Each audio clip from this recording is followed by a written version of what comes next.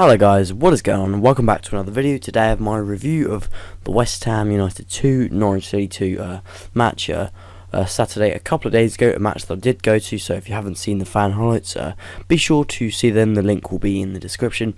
I hope you find them good. So as you can see by the picture I've got displayed, it was a pretty, well, not quite devastating, but near that draw really, but if you are not happy with draws, that's a good sign, I guess. But basically what happened is Norwich conceded extremely late on, and it was we blew a chance to get a good 3 points away from home, an unlikely 3 points if going into the game. But I've got to be honest though, if I was offered 2-2 at the start of the game, I would have definitely taken it. There's no reason there's no reason why you wouldn't. I think every Norwich fan would have taken a draw before we started the game. So starting off with the first half then, I thought that it was a good start from us. We came out with the guns blazing and played with a high tempo early on. Got the reward, a good finish from Robbie Brady. Got the ball back skillfully from the player and finished superbly, which put us 1-0 up and in a good position. It's always good to get the first goal in the game, because that normally does determine the outcome of the game. You rarely ever lose when you get the first goal. Well, there's not many times I've seen us get the first goal and lose anyway.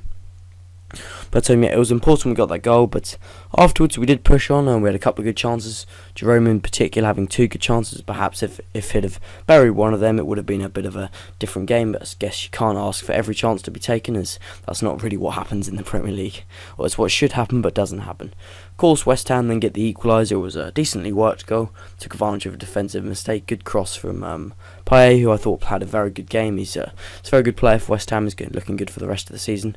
Good cross from him and a simple tap in for the player.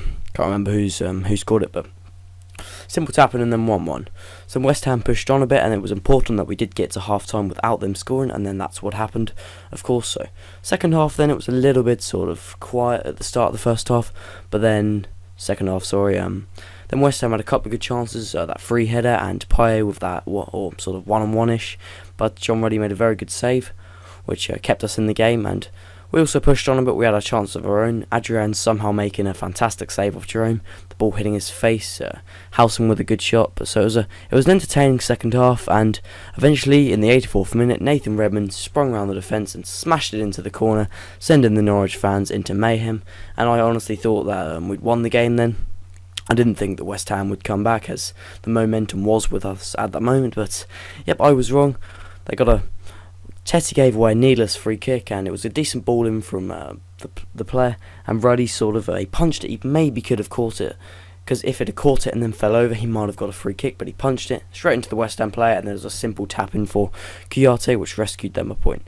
But as I said, going into the game, you'd have definitely taken a point there, as West Ham have started the season well. They've beaten some good teams away from home, not necessarily as much at home, but who cares? I wouldn't be bothered if I was a West Ham fan if you've beaten Liverpool, Arsenal and Man City away.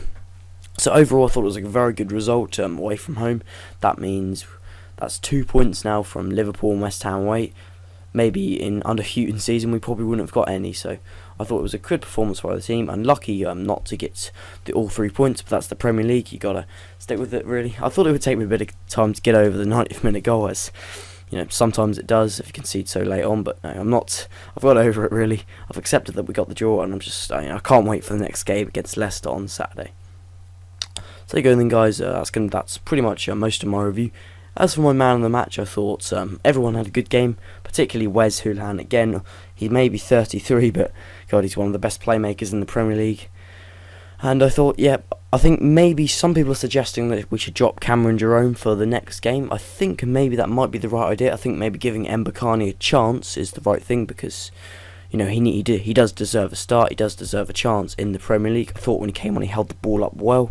So I think maybe it is worth giving him a chance, but I thought it was a decent team performance. Of course, people keep saying we can't defend, we have to rely on scoring goals, but I think we can score goals, you see.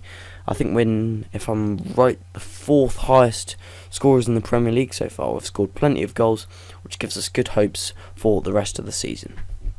So that's the end of my review then, guys. If you have any thoughts on the game you wish to share with me, be sure to put them in the comments. I may do a preview of the Leicester match. I'm not really sure about that.